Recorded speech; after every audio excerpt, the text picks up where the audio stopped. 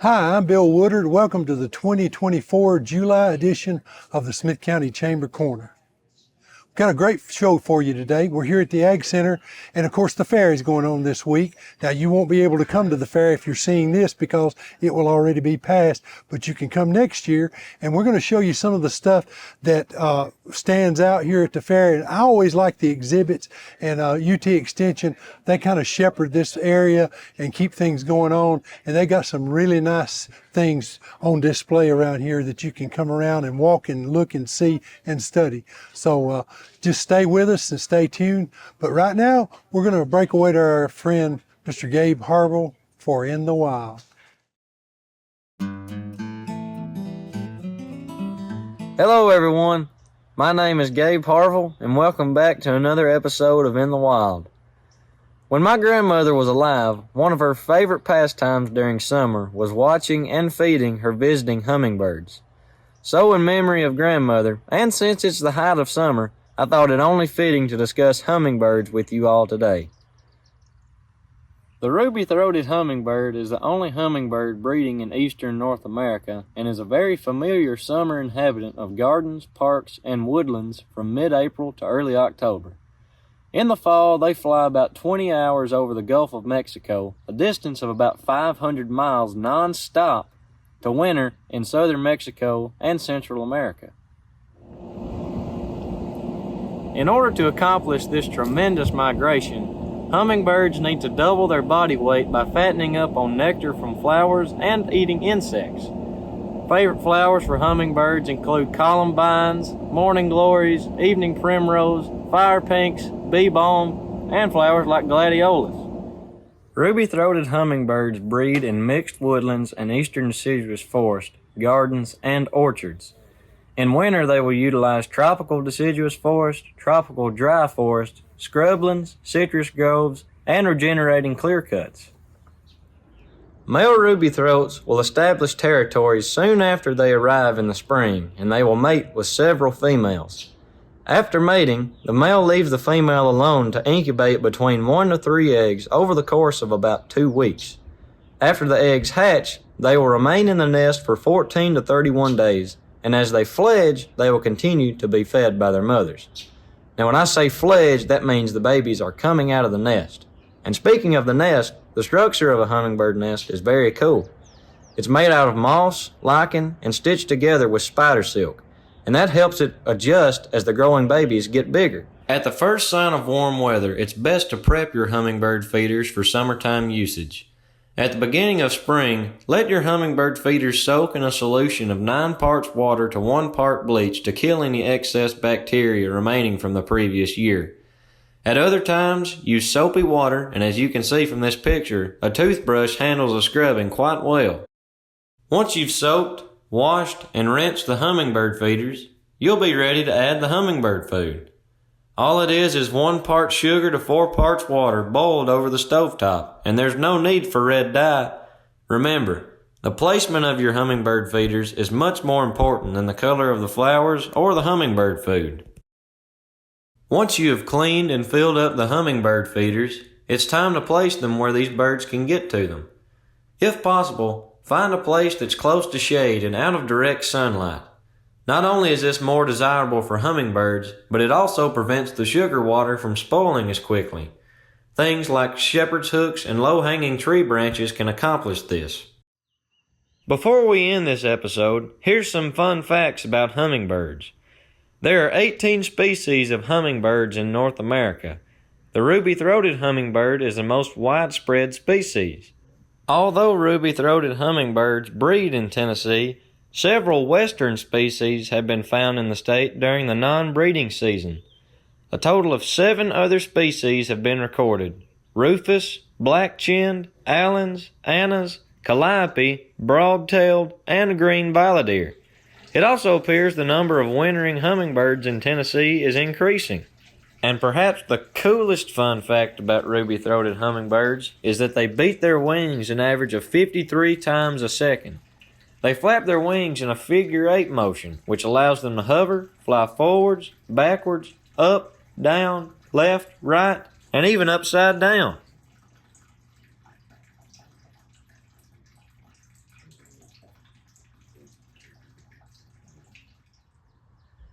As the summer marches on, keep an eye out for a flash of red or a humming sound as these birds hover above your garden or hummingbird feeder and prepare for their 500-mile migration south. Until next time, I'm Gabe Harville, and I hope to see you all in the wild.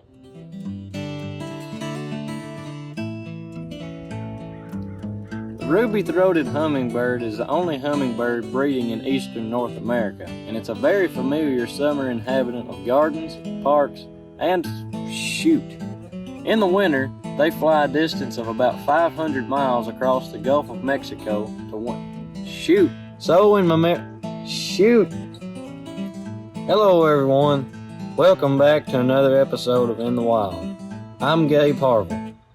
Restart. Okay, we're here at the Smith County Ag Center, obviously, and Sean came by to see us here. He's going to talk a little bit about Ball State, but just to get the record straight, go ahead and tell them who you are and who you're with officially. All right, yeah, hey, thank you. Before I start, thanks for having me. I'm Sean Scantlin. I'm the coordinator of student recruitment for Ball State of the Upper Cumberland, which includes the Cookeville and Livingston campuses. Okay, and so student recruitment, that means you go into the high schools and you talk to kids and you just anywhere you can find somebody that wants to go to Ball State, right? Anywhere and everywhere. I'll look under every stone that I can. Because we put the community in community college. I know that sounds like a cliche, but we're here for everyone that's in the high schools, but we're also there for adults as well. We got the Tennessee Promise to help our 18-year-olds, our graduates, get tuition-free education. But for anyone over 23 and without a degree here in Tennessee, I can help you out too with the Tennessee Reconnect. Well, and that was what I was especially hoping you'd talk about today. From 18 to 23, 24, high school, that's taken care of. Yeah. But from 24 on, I believe, to 65, you can, and I'll add a caveat there, to 65 you can go to school on Tennessee Promise, or Tennessee Reconnect. Reconnect. I get them mixed up. And after 65 you can still attend, and it doesn't really cost you anything for tuition. I believe Right, that's yeah. correct. There's a and that's any university in Tennessee. I can't speak for them, but I know for Vol State, there's a small processing fee, and then anyone over 65 can take all the classes they want after that small processing fee. So if you're sitting out there and you've always wanted to do that history course or that whatever course, you can go to Ball State, and they have classes off campus too. Oh, yeah. We're number 1 in the state and number 7 in the nation for online learning with community colleges. So, yeah, if you want to sit at home, we can help you do that as well, get that class in. Okay, well, that's good to know. But let's go back, segue back, Tennessee Reconnect. You wanted to talk about that. Yeah. We're having an event pretty soon.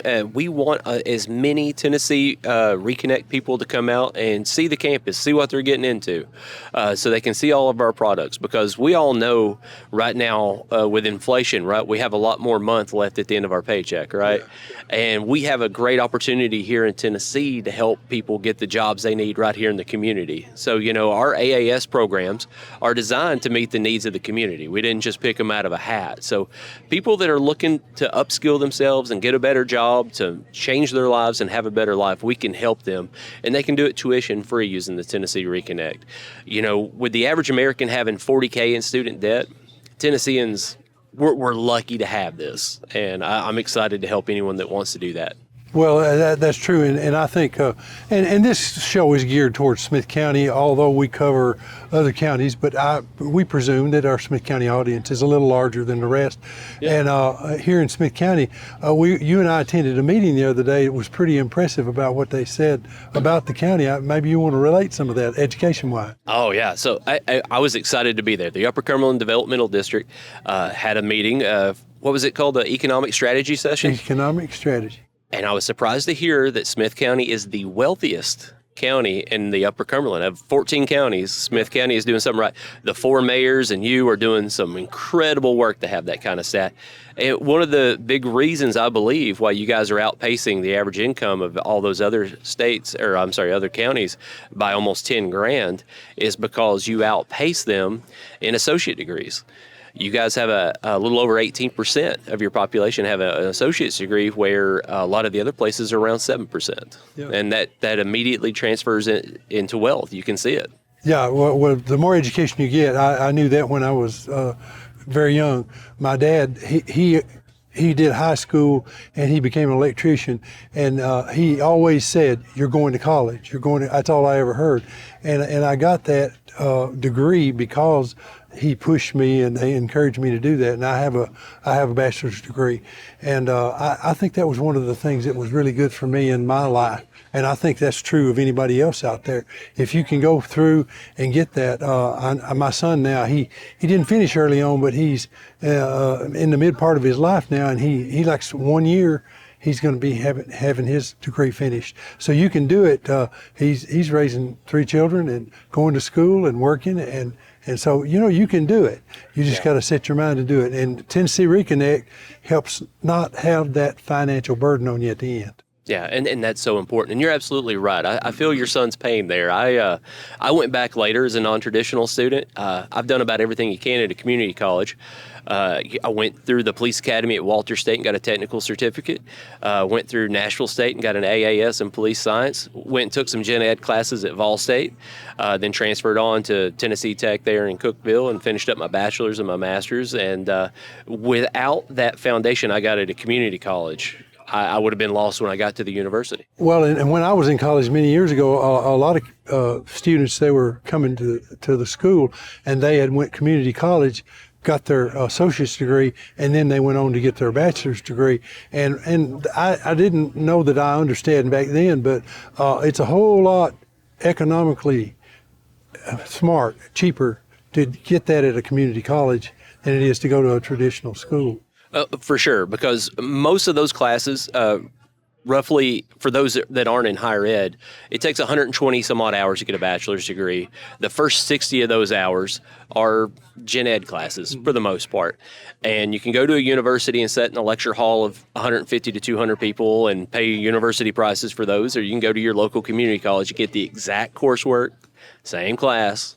And being there with us, we have a 13-to-1 student to faculty ratio there in the Upper Cumberland.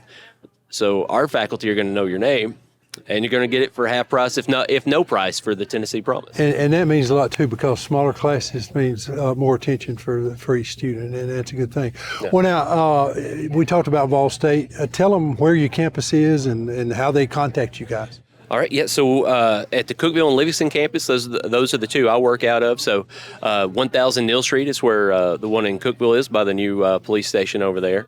And then, of course, the Livingston one is on Wendell Community Road. So it's probably a little bit more of a drive for you. But then we got the Gallatin campus, which is our mothership. You guys are perfectly located between Cookeville and Gallatin, it seems like. So the citizens of Smith County can choose to go either way they want to there. Right, and a lot of them do, because you can hit the interstate and be in Cookeville. It's 32 miles. Yeah. And Gallatin, it's basically the same way, Highway 25, and you're there. So it's a good program, yeah. Or a good distance. Okay, anything else we need to talk about Reconnect? How do they sign up? I mean, what's the secret code to get in? Oh, there's no secret. There's no code. What you got to do is go to tn.gov and you'll find the Reconnect. You can just Google search Tennessee Reconnect. It should pop up.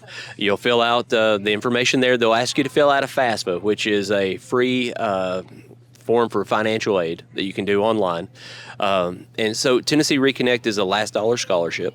So they have to fill out that FAFSA first. And if any of this sounds like crazy anything, please reach out to us. All right, reach out to me at the Cookeville campus. I'm happy to help anyone with that process that I can. But yeah, it sounds really convoluted to say you got to do a TSAC portal or a FAFSA and all that. It's a lot of jargon that we use in higher ed, but it's very simple. You're filling out a couple of applications online. That's it. Okay, and if they want to find you, all they got to do is go to Vol State's website, go to admissions, yep, and then search for you guys to help them out. Yeah, they can email me directly at Shaun, SHAUN, .Scantland, SCANTLAND, at volstate.edu, or they can call me at 931-520-4601. Okay, well, Shaun, unless we missed something, really appreciate you coming by. Thank you so much for having me. It's always a pleasure to come visit Smith County. I love this place. One thing at that meeting I failed to mention, and I wanted to mention, it said that in 3,500 counties in the U.S., and Smith County was in the top 50% of the counties in the U.S. That was another impressive figure that I thought. So I wanted to pass that on too. Yeah, I mean, y'all are doing something right up here. Well, the good Lord's blessing us. That's true. Well, I mean, I think the Lord blesses those who work pretty hard too. Yeah, he You and the expects mayors that. are doing some great work, and so are your citizens. He expects that. That's true. Well, thank you, Sean. Yes, sir. Appreciate My it. pleasure. All right, we're here at the Ag Center, and we got a lot of good people coming by, and it's a good place to be. They're setting up for the fair now. Obviously, by the time you see this toward the end of the month, the fair will have been over. So you need to make plans to come next year. They've got a great fair here, Smith County Fair on the River. But that's we're here to talk about something else. Why don't you tell them your name and who you're with and why you're here? My name is Preston London, and I'm with the Smith County Drug Prevention Coalition. I'm representing the Thrive Youth Coalition. We go into places like The Spot, and we partner with them to create a platform for mostly high school students to be able to come together to create a change in our community. Okay. Well, when you say get together, I presume you're working with both high schools, Yes, and absolutely. you're getting these kids. Are they going to do projects, or is this sort of a group among themselves? What's the dynamic? So what it is we try to have like a family dynamic. So it would be more of like a small group type deal. So we go and we give monthly trainings. We have a once a month meeting that's the first Monday of every month at 4:30 at The Spot. And what we do is we just go in and we'll have like a little debrief about what our month was and what we've done and some exciting news. And then from there, we'll go into kind of like our lesson, and then we'll do some planning for the next month and for the months before. So, for example, in November of last year, we had a planning for our Christmas party in December, which was we had a great turnout. We had about 60 kids come, and we had rented out the skating ring, and it was a wonderful time. So it's just events like that and planning for just some drug prevention stuff that we can do in the community and partner with the main coalition. Okay. Well, now, what is the age range that or grade range? How do you decide someone can become a part of the group? We do it mostly by grade. So we do it anywhere from around 6th grade to 12th grade. We prefer to keep it in that range. Although we would prefer if we can go older. Freshly out of high school students who have been involved with it can still be involved with us. But we just try to keep that community going, that way. So it's not like you graduate, we don't want you anymore. It's you graduated, we want you to share your older input with us. Right, and I'm sure there's other programs that you have within the Prevention Coalition that Yes. they can segue into. Absolutely. Because I've seen guys stick around and be involved in a lot of things. You guys have the drug take back program, which you've got a take back spots at like the sheriff's office and at Walmart, right? Yes, sir. And you got things like that going on. And then, of course, you guys have programs that you go into the schools themselves and do presentations, right? Yes, sir. Yeah, we go and our prevention coordinators, they go into Gordonsville and Smith County Middle School, and they go into Gordonsville Elementary, and they teach life skills, which is a curriculum helps with drug prevention is what it is. And they go and they knock it out, and I'll be joining them on that caravan. Since I'm freshly graduated, I can go and I can help with that and hopefully gain some more recruits for our youth coalition and grow it some more. Always looking for more people to join us. All right. Well, that is wonderful. Well, how do they contact you guys if they want to find out more? Yeah. Well, they can go to our Instagram and Facebook page. They can comment or message me directly through there, or they can come by the office, which is at 115 Water Street in Carthage, and they can just come and talk to me during our office hours. I will more than likely be there. Or they can talk to any of our prevention coordinators or our executive director. Okay, and it's easy to find. You're right beside Domino's. Absolutely. Okay. You smell pizza, we're there. All right. Yeah, that's right. Well, thanks, Preston. Thanks for coming by. Absolutely. Thanks for having me. Once again, still here at the Ag Center, and we've had another guest come by. Martha, tell them who you are, who you're with. Okay, I'm Martha Hinton, and I'm with the Pregnancy Resource Center in Carthage. Yeah, Martha, there's a big thing going on. Yes. It's a crawfish boil. If you've never experienced something like that, you need to come. You want to tell them when it is and all that? I do. It's July the 20th, and it'll be at the Chamber of Commerce. It starts at 3. It's $10 a plate, and it's a lot of fun. I still haven't followed your direction on that it's good, but the corn and the potatoes were really good, and the sausage. Well, now I'll have to admit I wasn't a crawfish fan myself, but you get there and you just break them open and you take the meat out and you taste that, and once you've gotten past getting it What it out, is, yeah.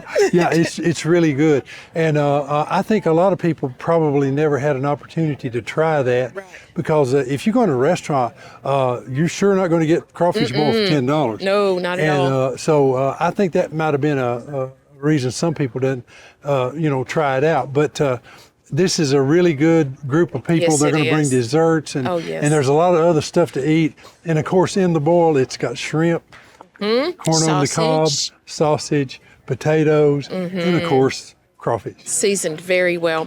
And the fellowship was a lot of fun. We just had a really good time last year when we went. Actually got our plates and we ended up staying until y'all closed it because we were having so much fun visiting. So thank you to Living Waters Ministry that provides that for us, and it's so much help. Well, it is, and it's a good thing about the fellowship. It's funny, we had a guy come into the chamber to check on it. He says, now, when is the crawfish boil? And he was from Louisiana, and he was coming Oh, just for the crawfish boil. So he's going there's to be impressed. yeah. Well, now, a lot of people, the money, all the proceeds, all the money, there's no cost for food or anything. The church pays for all of that. So all the money goes to the Pregnancy Help Center. So maybe you ought to tell them what you guys do. Oh, that is wonderful, and it is so much appreciated. We have now converted over to medical, so now we can do medical pregnancy tests that qualify for WIC and for other services. We can do first trimester ultrasounds. Of course, we have our peer counseling, and then we have our physical ministry. We also have added a post-abortive ministry to help people that have made a decision that maybe they wish they hadn't have or have thought about it later and need some help there. So we're there to serve our community. Well, it's a part of healthcare, and Yes, it is. and it gives people an option that I know not many years ago did not have, and so I think it's a great thing. Also, I've noticed you kind of carry on with the care and work with another agency after a child has arrived, is that? I do, yes. I work with Chant with Karen Enoch, and she is so good to come. The moment I call her, she will drop everything that she's doing and come and visit with us, and she helps the children. She can serve them up to age 21 through her program, so it's a wonderful asset. We also work with the Stevens Center. We're willing to work with anybody that will work with us. So you basically got somebody set up for help from the birth until they leave home. From before birth until they leave Before, home. yeah, I had thought that. From Prenatal. before birth. Yeah. And we couldn't do it without churches like Living Waters helping us out. Well, So thank you. Thank you. You're welcome. Appreciate what you do. Absolutely. Okay. Well, we need to segue back. Crawfish boil. Crawfish boil. And I you're may gonna try one this time. Okay, all right, already. I'll try one this time. I hope to see you there. It is a lot of fun. Okay, you give them the date again. July the 20th at the Chamber of Commerce, starting at 3 o'clock, $10 a plate. All right. Thank you, Mike. Thank you. Okay, still at the Ag Center, and we had another lady drop in. Tell them who you are and who you with. My name's Holly Blackburn, and I'm here with Living Water Ministries. Okay, now Holly, what you guys are doing is a back to school bash. Is that right? Yes, sir. You want to describe that a little bit? Yes, sir. So this year we are going to be doing a back to school backpack and clothing drive. It is free for any children that are from the age of 5 to 18. Anyone that's in school is welcome to come. We're going to give away backpacks just like this one, and we've got plenty. We've got over 200 to give away. We've got clothes that goes in it that were brand new, still with the tags on them, and we're also going to be giving away school supplies. Each backpack is going to have school supplies for the upcoming year: paper, pencils, notebooks, folders. Anything you can imagine. We're going to stuff these bags as full as we can get them so we can help the community. Okay, well now, when is this going to happen? This is going to be July 13th at Living Water Ministries. We're in Gordonsville, right past the Wilson Bank and Trust, and it's going to be from 12 to 2. But now, if there's still people there at 2 o'clock, we're not going to stop. We're going to keep giving until we can give out.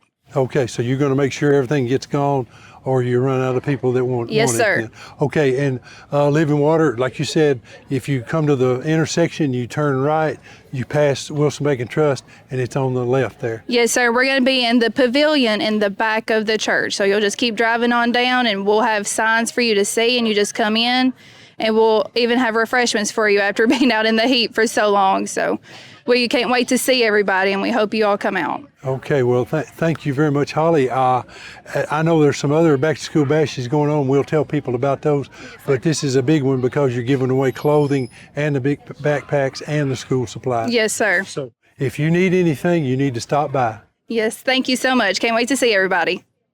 We're moving around the Ag Center display area here, and as you can see, there's a lot of really nice stuff in here, isn't there? A lot of nice stuff. So, like I say, unfortunately, it's over by the time you're seeing this, but you can come next year, right? That's right. You need to plan to do that.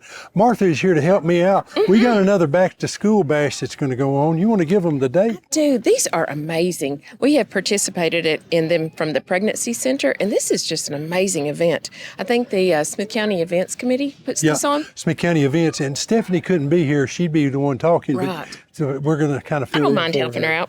It's going to be on Saturday, July the 27th from 4 until 8 p.m. at the Chamber of Commerce. And I think they're going to have backpacks, school supplies. They had so many things last time. I couldn't even name them all.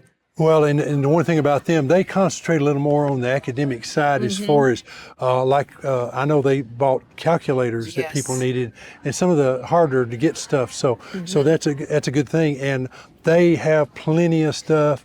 They had a little bit actually left over last year after everybody came through.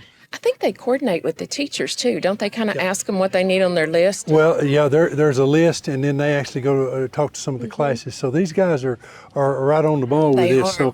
So if you need school supplies, you got two opportunities, and this is one of them. Saturday, July the 27th, 4 to 8 at the Smith County Chamber of Commerce. That's right. What a helpful thing. We do so many things in this county to help our community. That's awesome. Well, it really a comes good thing. out, it shows in some of the results that we have. so.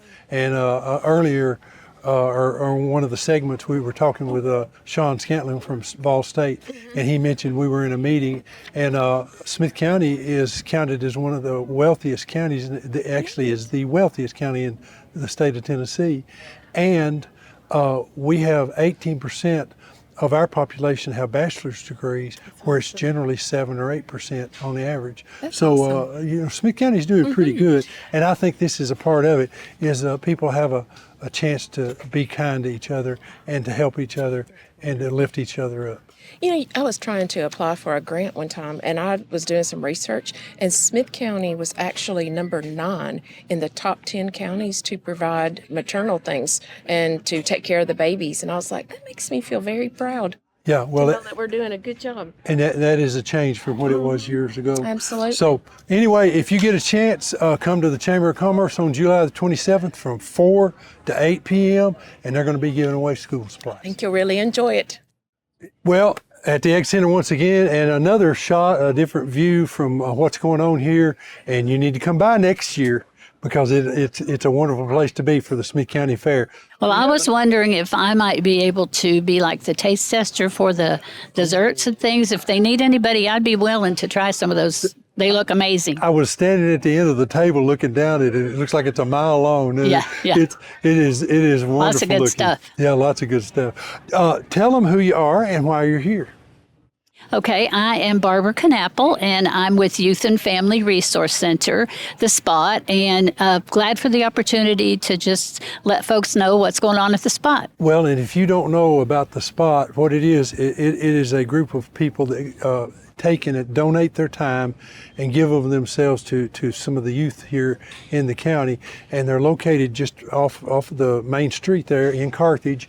And it's not just for kids in Carthage. You have a lot of Carthage kids that Oh, come. we do, but we all over the but county. you have kids from Gordonsville and from out in the country. Yeah. You have a lot of folks that come to the spot. We do. It's open to middle school and high school students in Smith County. And we do some work in other counties. But yeah, the spot is here in Smith County. Yeah, and it's a wonderful place, and there's so many programs. If you want to learn to play music, there's Yeah. so many things. Free but I'm music stealing your lessons. thunder. I need to let you talk. Talk about the Okay. spot. Well, I do have a couple things that are pretty exciting. We just got back this weekend from a week at UT Martin with a lot of students from Smith County, and they did a whole week of training and prevention activities, just learning to make good decisions, be leaders in their community.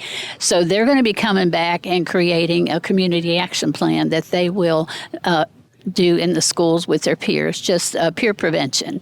And so we're excited about that. We do that every year, have been since 2011, taking kids to that.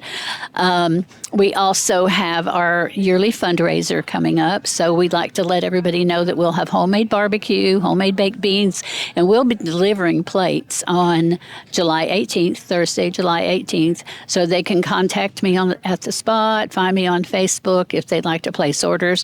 But we sold about 300 plates last year, and everybody that bought last year or the last 2 years is interested pretty much in that good barbecue. And this is a Thursday, so if you're eating lunch, you might as well eat with you guys, right? Might as well. We can deliver it. Yep. Yep, absolutely. So our fundraiser is coming up, and we are supported by our community. So that's one of the ways that we do. All the activities for the kids that we do are free.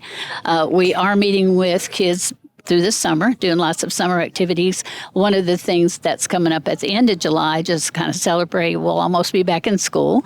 So we're going to do two things. We're going to again do our Red Sand project with the community, and that is to bring awareness to human trafficking. So we want the kids serving their community, and that's one of the ways that we do that. And then we're going to go to the swimming pool and have a party. So that'll be a free swim party and cookout for the kids on July 29th. Just meet at the spot at about 3 o'clock. Well, and just to shout out for the city, they redid the pool, and it looks really nice down there. I was down there the other day looking around at some of the shelters, and it's well kept. Miss Sally does a good job down there. It looks good. Yeah, it looks good. We're so glad to have the spot. A lot of communities don't have an organization like that helps our youth. Absolutely. And it's such a blessing. We do have other counties that are calling us, and we're helping some other counties get some things going because Smith County is really blessed with the wonderful nonprofits we have here. Yeah, that's true. We've got a lot of support, and that's why Smith County is in the position it is in. I don't know if Absolutely. you weren't able to attend that strategy session that we had with Upper Cumberland Development District, but Smith County is in top 50% of counties in the nation. Wow. As far as economics and what we can do. And it's counted as the wealthiest county in Tennessee. Really? Yeah. And Wow, a lot that's of people kind of don't know that. amazing, isn't it? It is kind of amazing. And also 18% of our population in Smith County have bachelor's degrees, and that's normally about 7 to 10%. So we've got some things that are going on here We're that very are good. blessed. And I think the spot is a part of that. Well, I think so. I like to think so. We do serve the community, but I really think also what the Chamber does with tourism has changed that too. Well, thank you. Because we're right here in a beautiful county with the river and lots of wonderful lakes, and you promote that well, Bill. We have got, we may never be Gatlinburg and we may never be Pigeon Forge, but we can be something up toward that.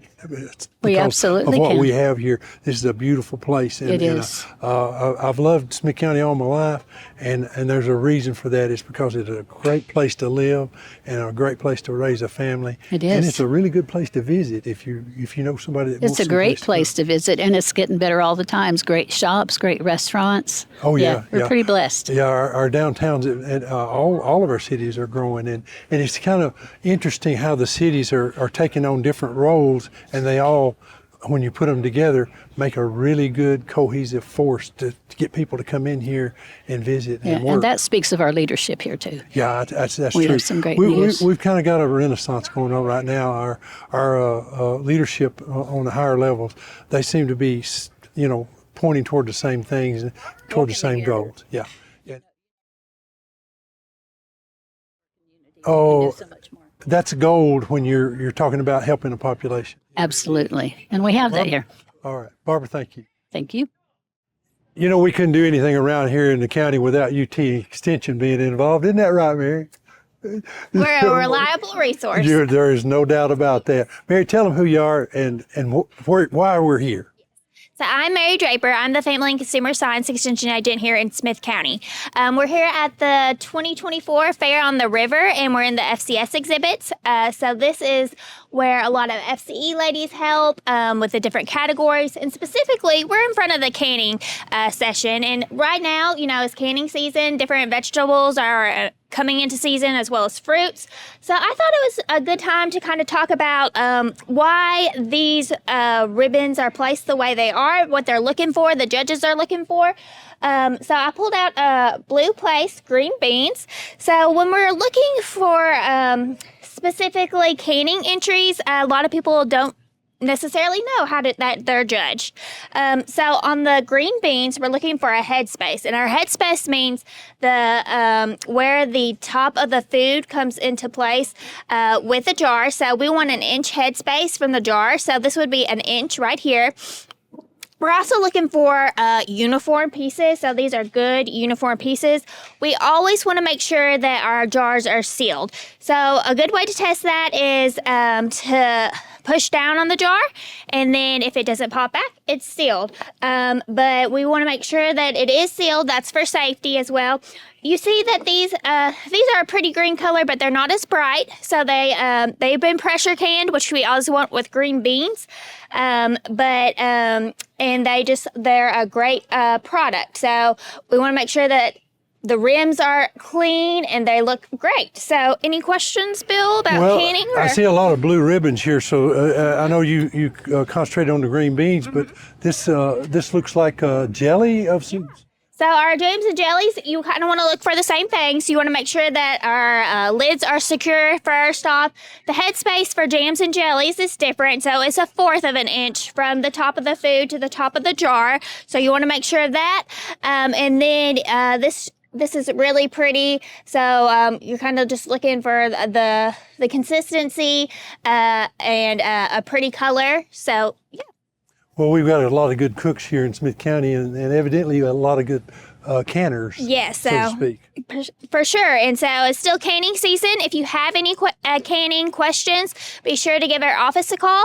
We can also test the lids test the gauges for those dial gauges. Pressure canning, that's a must every year. So if you have a dial gauge, those can be tested at the extension office. We want to do that annually. And then those weighted gauge, they're kind of at an advantage because they don't have to be tested. As long as they're rocking back and forth the way they're supposed to, then they should be fine. Okay, and so of course you can't enter this year, but next year you could enter your canning piece and maybe something that you raised in your own garden, and that's a good thing to do here in Smith County. We have a good growing season, and things have been a little odd this year with more rain part of the year and then dry, but that still didn't affect these folks. They came in here and they won their blue ribbon. So. Yes, and they showed off their work, and they also get a little bit money for entering if they got a ribbon. So we encourage you to enter next year. Yeah, and FCE is Family and Consumer Science,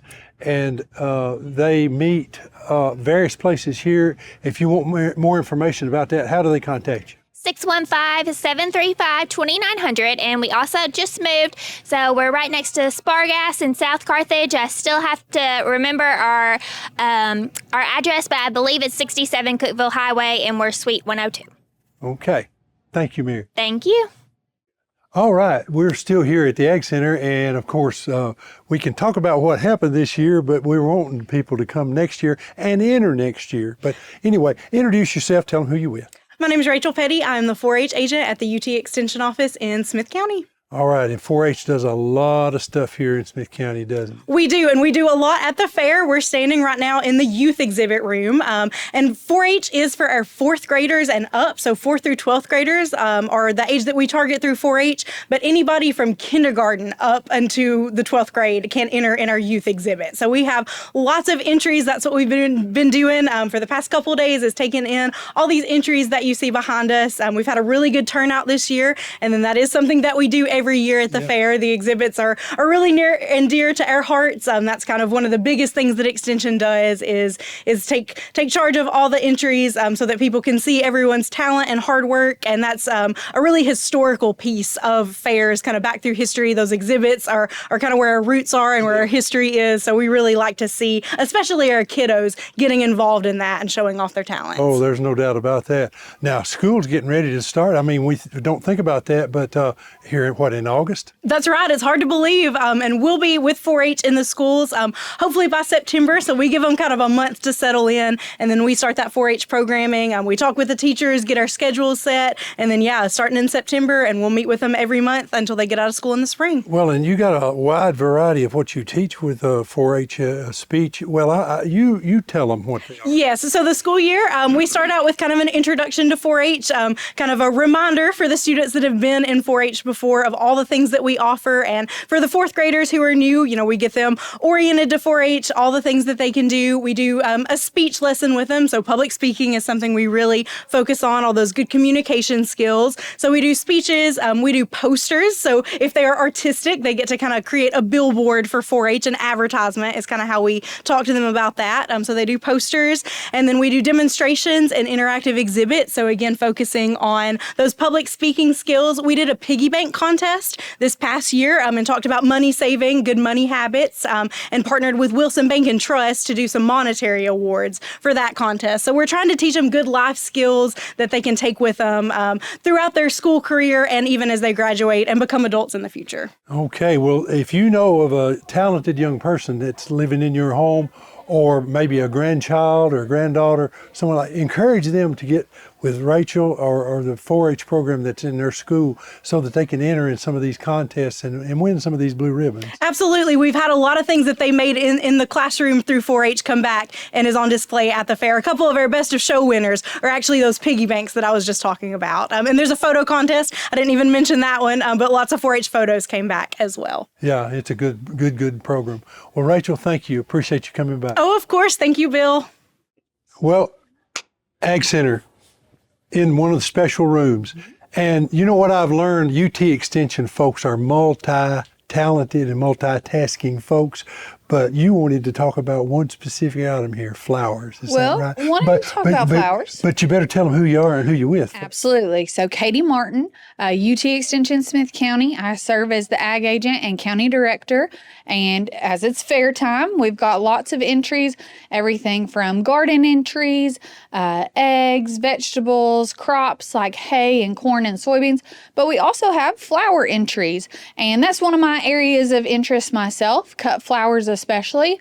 And I thought, since we're in the heat of summer, it's been, everybody's got their garden out. But if you haven't planted any flowers, it's actually not too late. We still have a lot of heat-loving flowers that you could plant now and enjoy in that late summer on into the fall. Some of those that we typically suggest would be zinnias, sunflowers, celosia, basil. All those things make great cut flowers or, of course, are beautiful in your garden. Marigolds can also be a good option. They can be great for companion planting and can help keep some of the bugs out of some of your vegetables. So that's also a great suggestion. We have cut flower resources from the University of Tennessee if you are interested in selling cut flowers or if you're just looking to learn more about flowers that grow well in our area. But I'd say now is the time that we're getting all those gardening questions, whether it's tomatoes or squash or peppers in the garden. So please don't forget that our office can serve as a resource for those. We have so many publications. We will try to help you find an answer. If we don't know the answer, we'll find a specialist across the state that does know the answer. But don't forget to let us know if you're having issues in the garden. We're certainly here to help with your horticulture questions. If you have those questions, you can contact us by phone, 615-735-2900, or emailing me is also a great option. If you've got a problem in the garden, one of the best things to do is take several photos of it. A lot of times we can identify pests, diseases, fungal issues through photos. If it's something that's hard to see on the photo, we can actually come out and make a farm visit. Or we've also had people just bring, if the plant is maybe past the point of no return, they can bring it into us, or if it's in a container garden, you can actually just bring it to the office. But we're hopefully able to identify any of your garden issues and try to help you find a solution. Well, and you've helped me in just early on in the summer. I was wanting your ground cover, and you helped me figure that out. Absolutely. And it appears to be doing good. Good. And so I got some good advice from you guys, and I appreciate that. Well, we love to hear that. We love to hear that. Being county extension agent, I'm sure you get a lot of questions related to farm and maybe even larger farming, like larger crops. So is there anything that's really hot growing right now that people ask you about or you know about? Sure. On the crop side of things, on the agriculture side of things, it's a very busy time of year for them as they kind of go into planting up, finishing up planting season. There are also harvesting wheat. Lots going on there. A lot's going on with our beef and forage guys as well. It was hard to get in the hay fields this year, but most of them have got their first cutting up. I do always like to remember, especially our beef and forage producers, about the Tennessee Ag Enhancement Program. Now, we won't do the applications for that till October, but usually mid-August they send out the updated information to us. So be on the lookout for that. And especially this year, it's important because they are transitioning from booklets and online to all online. So all of our producers are going to need to make sure they've got an email address that is working and that they are able to check. And we will do our part. We will do as much as we can to help you transition to that online system if that's something that may be a challenge for you. But we want to make sure that our producers in Smith County can take advantage of that program because it is such a great cost share item. Hay barns will be back this year. We have a lot that use it for genetics and livestock equipment. So just be aware that that is going to be all online this October. So go ahead and have that email address made and working. And the whole purpose behind all of this is to keep our agriculture growing and rolling and vibrant in the state of Tennessee. Yes. And it is the number one revenue producer in the state of Tennessee. In Smith County and in the state of Tennessee, it is. Yeah. So we're really proud to be a part of that. And Katie, thank you for coming and seeing us. Is there anything else we need to mention before you go? Not that I know of. Again, those beef and forage producers, if they want to save the date, we've got a beef summit coming up October the 1st. That would be the only thing I would go ahead and plug, tell them to save the date on their calendars for. Okay. Well, thanks for coming. Yeah, thank you guys. We hope you enjoyed the show. It's a lot of things going on in Smith County in July and August, so I hope you go out there and avail yourself of some of them. But until then, may God bless you and keep you, and we'll see you next time.